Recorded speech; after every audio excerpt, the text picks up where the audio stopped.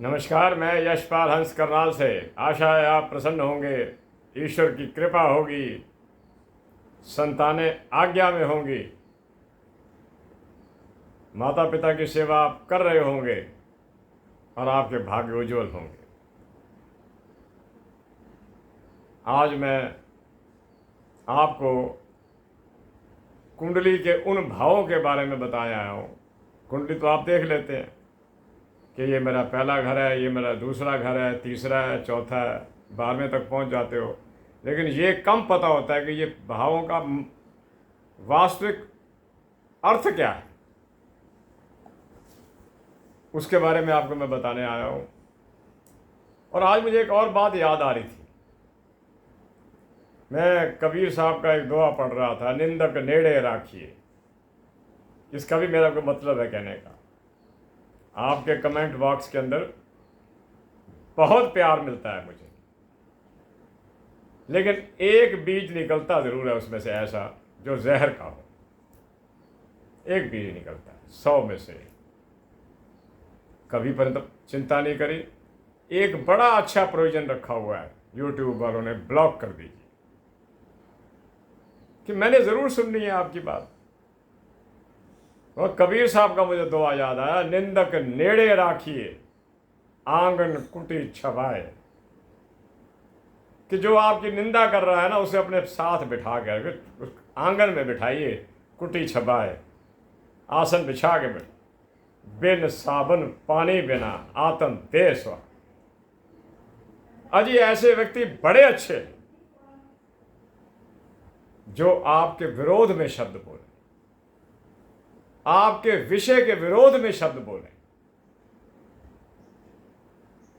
बड़ी दया आती है, क्योंकि जब मैं देखता हूं इतने बड़े जीवन के अंदर, जब ये लोग फंसे पड़े होते हैं और दरवाजे खुले पड़े होते हैं सरकारी पिंजरों के, उस वक्त इनकी स्थिति देखने वाली होती है।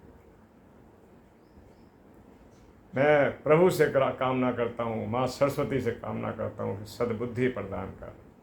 बड़ा आसान है खंडन करना, और बड़ा मुश्किल है वो खंडन किए हुए शब्दों का जीवन जी लेना। मैं सेहतमंद लोगों को देखा करता हूँ, बीमारों को देखकर मजाक करते हैं। पता नहीं लोग क्यों बीमार हो जाते हैं। खाते पीते गलत होंगे, उनका जीवन ठीक नहीं, जब खुद फंसे पड़े होते हैं और डॉक्टरों के चुंगल में होते हैं, तब उनको याद आ रहा होता है कि हमने कहा क्या था। इसलिए मैं कहता हूं कि कबीर साहब के इस वाक्य को याद रखना, निंदक नेड़े राखिए, आंगन कुटी छवाए, बिन साबुन पानी बिना आतन दे स्वा। जो आपकी निंदा करता है, आप उसके धन्यवादी होइए। बी थैंकफुल टू हिम कि भले ही मेरे में ये बुराई है या नहीं है, लेकिन तूने कहकर मुझे सचेत जरूर कर दिया है कि दुनिया में तेरे जैसे लोग भी पड़े हुए हैं। भगवान करे अगर ऐसे लोगों को सद्बुद्धि आ जाए, इनके जीवन सुधर जाए। खैर, मैं इस बात पर नहीं पड़ता। मैं तो एक यही शब्द लिख कर आया था कि जो आपकी निंदा करे उसका धन्यवाद करना, उसका धन्यवाद करना, क्योंकि वो सबसे बड़ी चीज क्या ले रहा है, वो आपके जो आपके अंदर कई ऐसे कर्म हैं जिनका आपको फल मिलना है, उसी को मिलेगा। मैं बहुत से लोगों को ये शब्द आज कह रहा हूं, जो लोग टेलीफोन पर मुझे कहते हैं कि वो मेरी निंदा करता है, वो मेरे बारे में, मेरे विरोध में बोलता है, मेरा वो बोलता है, रिश्तेदार बोलता है, बंधु बोलता है। आप उनके धन्यवादी होइए। वो आपकी बहुत सी बुराइयों को अपने कर्मों में लपेट रहे हैं। आप चिंता मत करना, करने दीजिए। जिसकी जो आदत है, अब आप देखिए, बिच्छू को कोई नहीं कहता कि तू चलते वक्त डंक मार। बिच्छू को कोई नहीं कहता कि तू चलते वक्त डंक मार, लेकिन अगर वो डंक नहीं मारता तो वो चल नहीं सकता। वो पूंछ को घुमाएगा, डंक को फंसाएगा, फिर उसका कदम आगे जाएगा। जिन्होंने निंदा चुगलियां करनी है, जिन्होंने आपको आपके नुक्स निकालने हैं, उन्होंने नहीं रह सकना। मत नाराज होइए, मत नाराज होइए, वो उनका स्वभाव बन चुका है। आप किसी के स्वभाव को तोड़ नहीं सकते। आप धन्यवाद कीजिए उनका कि वो बहुत सारे आपके जो संकट हैं आने वाले दिनों के अंदर वो खुद ले रहे हैं अपने आप पर। आगे चलता हूँ और आपको बताता हूँ कि इन लोगों से गिला शिकवा मत कीजिए और उन्हें अपना कर्म करने दीजिए। हमें कोई फर्क नहीं पड़ता। हम आज 40 वर्ष से इस दुनिया के अंदर हैं, जहाँ पर हर आदमी हमारे को अच्छा तो कहने से रहा, कईयों का हमारा कुछ याद आता है, कईयों का हमारा कुछ याद।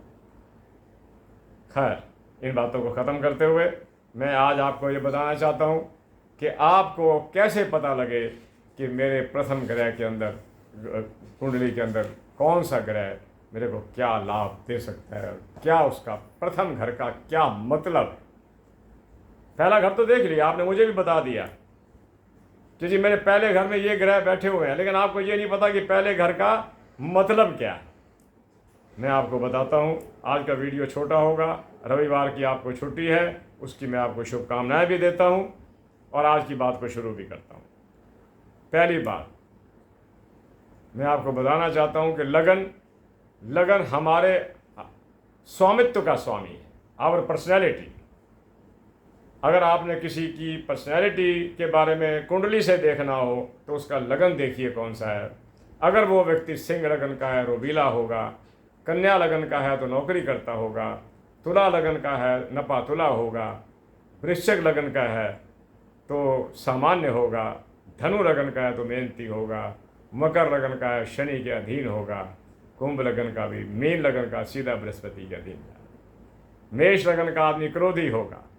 वृष लगन का आदमी विनम्र होगा। मिथुन लगन का आदमी खूब बातें करने वाला होगा। कर्क लगन का आदमी सुंदर, रूपवान, सामान्य कद का, लोगों में प्रिय होगा। सिंह का तो मैंने बताया आपको।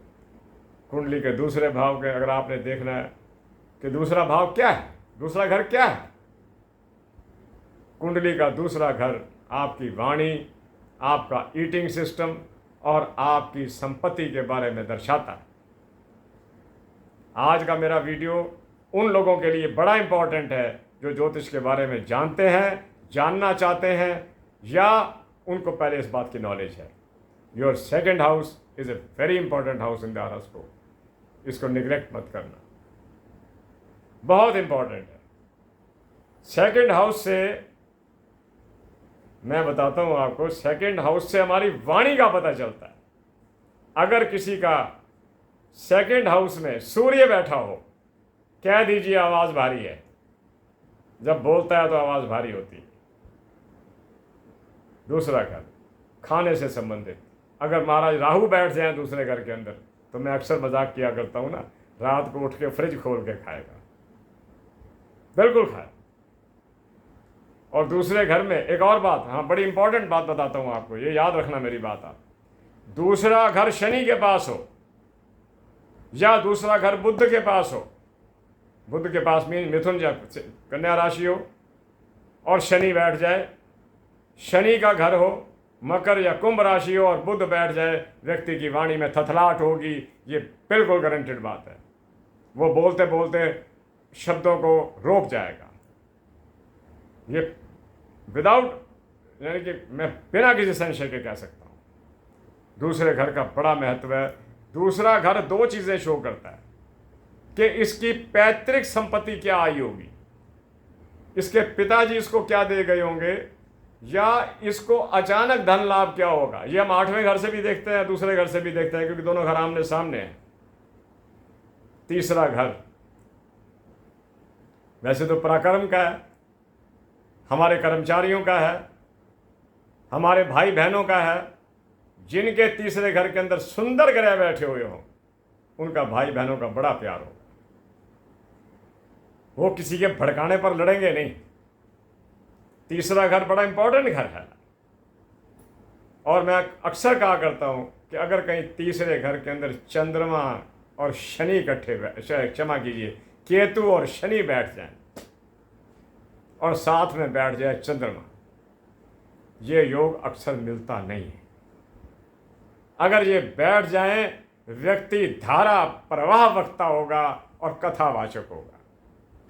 जो ये बड़े बड़े आप देखते हैं ना, हजारों की भीड़ में कथा करते हैं, इनके अंदर ये गुण होता है। ये शनि के साथ जब केतु बैठता है तो ये गुण मिलता है।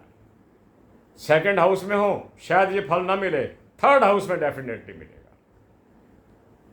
ये पराक्रम का घर है, ये मेहनत का घर है। शनि जिसका तीसरे घर में बैठा, वो आदमी सोफों पर लेटेगा नहीं सिरहाना लगा लगा के। वो अपने आज के काम को आज करेगा, अभी के काम को अभी करेगा, और यही उसकी विशेषता उसे बुलंदियों पर ले जाती है। मैं देखता हूँ, एक हमारे कुंडलियाँ तो नहीं आई उनकी, लेकिन कुछ अंदाजे आए थे। हमारे जो विश्व के पहले एस्ट्रोनॉट थे जो गए थे उसके लिए अंतरिक्ष में गए थे, वो रशिया के थे, यूरी गागरिन उनका नाम था। मुझे ज्योतिषियों ने बताया, मेरे साथियों ने बताया कि इसका डेट ऑफ बर्थ जो वो बताते हैं, और अगर उसको इंडियन स्टैंडर्ड टाइम में कन्वर्ट किया जाए तो इसका शनि, केतु और चंद्रमा तीनों इकट्ठे आ रहे हैं। ना तो घर की उस समय को इतना हम जानते थे, ये बात बड़ी पुरानी है, शायद 1960-65 की होगी, जब हम ज्योतिष के आसपास भी नहीं थे। अब बाद में पता लगा कि यूरी गागरिन को भी ये योग था कि उसने हिम्मत दिखाई और वो कई बार अंतरिक्ष में गया, और उस बेचारे का कोई हालत भी ठीक नहीं रही, क्योंकि जहाज़ आगे निकल गया, गागरिन वहीं रह गया। आगे चलता हूँ। अब कई लोग इस पर भी कमेंट्स दे देंगे कि यूरी गागरिन तो जी हाजी साहब छोड़िए ना, इतनी उम्र हो गई हमसे, हमें आपसे ज़्यादा पता है।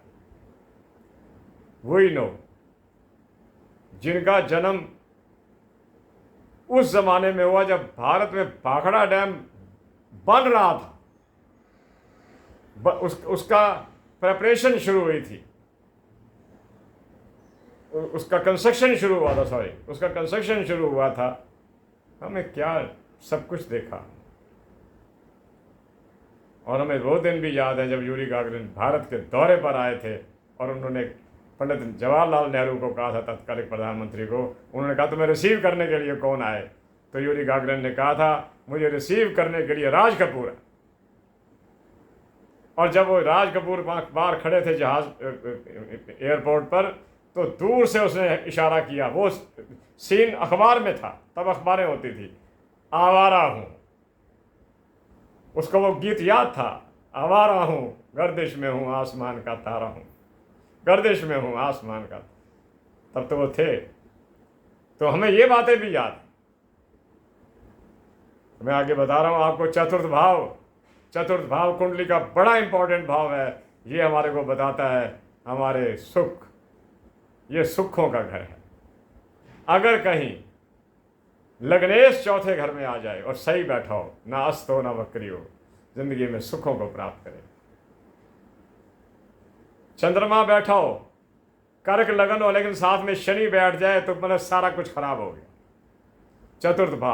चतुर्थ भाव में जिन व्यक्तियों के सूरज को छोड़कर बाकी शुभ ग्रह होते हैं, बुध हो, बृहस्पति हो, शुक्र हो, चंद्रमा आदि हो, ये कुछ बन जाया करते हैं। चंद्रमा के बैठने से सारे ग्रह फेल हो जाते हैं, उनका प्रताप घट जाता है, अस्त हो जाते हैं। पांचवा घर बुद्धि से रिलेट करता है, संतान से रिलेट करता है, ये कल्पनाओं से रिलेट करता है। बड़े बड़े शायर जो आपने देखे होंगे, जो गीतकार देखे होंगे, उनका पांचवा घर मजबूत होगा। और ख़ास तौर पर अगर पांचवें घर के अंदर शुक्र बैठ जाए तो वह व्यक्ति कमाल का राइटर हो। बृहस्पति बैठ जाए तो धार्मिक राइटर होगा। छठा घर रिलेट करता है हमारी बीमारियों से सबसे ज़्यादा। ये बात कर मुझे पहले मैं उसको शत्रु का घर समझता था, फिर मुझे ख्याल आया बीमारी से बड़ा शत्रु और कौन सा होगा। जब मुझे कष्ट कुछ भोगने पड़े 2023 के अंदर, 22 के अंदर, तो मुझे ख्याल आया कि मैं जिस दशा में चल रहा हूँ वो ग्रह बैठा ही छठे घर के अंदर हुआ है। मैं कह लपेट दिया इसने मेरे। खैर, मैं आपको कह रहा हूँ छठे घर से अपनी बीमारियों के प्रति देखा करो। अगर शनि छठे घर में हो, वैसे तो ये आदमी को भले ही ठीक रखे, पिता भी धनवान हो, घर भी ठीक हो, लेकिन दैट पर्सन डेफिनेटली उसको कोई ना कोई रोग रहेगा। सातवां घर ये दो चीज़ों से रिलेट करता है, life partner and business partner. अगर सातवें घर के अंदर दो प्रतिद्वंदी ग्रह बैठ जाएं, शनि मंगल बैठ गया, शुक्र बृहस्पति बैठ गया, जो यूं तो बड़े अच्छे हैं लेकिन फ्रेंडशिप नहीं है, कभी नहीं निभेगी। बिजनेस होगा तो टूटेगा, दाम्पत्य खतरे में रहेगा। ये प्लैनेट ऐसे है। आठवां घर, आठवां घर पुरातत्व से रिलेट करता है कि इसको पुरातन यानी कि पिछले जन्मों के कर्मों का फल क्या मिलेगा, इसे अपना पैतृक संपत्ति क्या मिलेगी, इसे अचानक धन कैसे मिलेगा। मैं आपको बताया करता हूं, दो लगन ऐसे हैं कुंडली के अंदर, एक मेष लगन और एक कर्क लगन, जहां नवम भाव का स्वामी बृहस्पति आता है। मेष लगन में धनु हो गया नवां घर, और कर्क लगन के अंदर मीन हो गया। अगर उसका स्वामी बृहस्पति अष्टम में आ जाए, मेरी बात को ध्यान से समझ लेना, समझ ना आए तो दोबारा वीडियो चला ले। अगर आपको ये लगे कि इसका मेष लगन है और बृहस्पति आठवें घर में बैठा हुआ है, तो कह देना कि तेरे को अकस्मात धन लाभ होगा और होगा। और अगर कर्क लगन के अंदर मीन राशि नवम भाव हो और उसका स्वामी आठवें में है, यानी कि कर्क लगन के अंदर आठवें कुंभ राशि के अंदर बृहस्पति बैठा हो, उसको अकस्मात धन मिलेगा। नवम भाव ये भले ही धर्म का है। आप धर्म से मेरा अभिप्राय, आप सदकर्म समझना, सदकर्म समझना, दूसरे लोगों की ज़रूरतों को अपनी जेब के अनुसार पूरा करने का नाम धर्म है। कि एक आदमी को कुछ चाहिए और हम अपनी शक्ति अनुसार दे रहे हैं, इसी का नाम धर्म। अगर हम ये कहते हैं जी बृहस्पति वहां बैठा हो तो आदमी धार्मिक होता है, अजी देख तो लो कि बृहस्पति वक्री तो नहीं हो गया, अजी देख तो लो कि बृहस्पति अस्त तो नहीं है, नहीं कर पाए। नवम भाव धर्म से रिलेट करता है, और सबसे बड़ी बात नवम भाव पिता से रिलेट करता है। जिसके नवम भाव के अंदर सूर्य बैठा हो, उसका पिता वाकई प्रतापी होगा, प्रतापी होगा। हो सकता है कि वो राजनीति में कोई लीडर भी हो सकता है वो समाज के अंदर अग्रणी हो। अगर बृहस्पति बैठा हो तो धर्म की भुजा होगा, अगर शुक्र हो तो ज्ञान की भुजा होगा, अगर बुध हो तो टीचिंग में सबसे आगे होगा। पिता के बारे में कहा। दशम भाव रिलेट करता है। दशम भाव में अगर सूर्य बैठा हो, कह दीजिए कि गस्टेड ऑफिसर है या बहुत बड़ा दुकानदार है। मंगल साथ में बैठ जाए, सोने पे सुहागा हो गया, मजबूत भी होगा और अपनी लड़ाई लड़ने वाला होगा, हार मानने वाला नहीं होगा, योद्धा होगा। एकादश भाव धन का भाव है। धन कौन सा? पिता वाला नहीं, हमारी जिसे कहते हैं दैनिक कमाई का। जिन लोगों का मंगल और केतु यहां बैठ जाए 11वें घर के अंदर, और अगर वो आदमी खाने पीने की चीज़ों का काम कर ले, कोई ढाबा, रेस्टोरेंट, होटल आदि खोल ले, तो समझ लीजिए कमाल होगी। ये 11वें घर की क्वालिटी। मैं आज आपको घरों के बारे में बता रहा हूं कि किस किस घर का क्या प्रभाव है। छोटी छोटी कई बातें लिखी होती हैं, लेकिन छोटी बातों से 11वां घर ये हमारी दैनिक इनकम का है कि ये आदमी रोज क्या कमा रहा है, कैसा चल रहा है इसका जीवन। और 12वां घर आउट गोइंग से रिलेटेड है। खर्चा, बाहर घूमना। जिनका 12वें घर के अंदर केतु बैठ जाए, विदेश जाएगा जरूर, लिख लो। ये बड़ा important part of the astrology है। 12वें घर का केतु, 12वें घर का चंद्रमा, लगन का चंद्रमा, दूसरे घर का केतु, दूसरे घर का चंद्रमा विदेश जाने के योग प्रशस्त कर देते हैं। 7 समुद्र की यात्रा कहा ऐसे प्राचीन ग्रंथों, वो जा सकता है। मेरे प्यारे बंधुओं, ये 12वां घर था। और 12वें घर के बारे में एक बात मैं कहना कभी नहीं भूलता कि 12वें घर में अगर महाराज शुक्र बैठ गए, आए है हो कहीं अपनी राशि के, अस्त ना हो वक्री ना हो, व्यक्ति बुलंदियों पर चलता चला जाएगा और धनवान होता जाएगा। मेरे प्यारे बंधुओं, जैसे मैंने शुरू में कहा कि हर पशु का अपना स्वभाव है। जैसे सर्प का अपना स्वभाव है, बिच्छू का अपना स्वभाव। बिच्छू चल नहीं सकता बेचारा, जब तक वो डंक नहीं मारेगा वो चल ही नहीं सकेगा। तो जो डंक मारने वाले हैं उनको माता अपनी आप, और जो बहुत अच्छी वर्डिंग्स लिखते हैं, मैं कमेंट्स बॉक्स का एक एक कमेंट पढ़ता हूँ। मैं कहता हूँ देखूँ तो सही हम कहाँ स्टैंड कर रहे हैं, कहाँ स्टैंड कर रहे हैं। और कोशिश करता हूँ कि हर आदमी को धैर्य दिया जाए,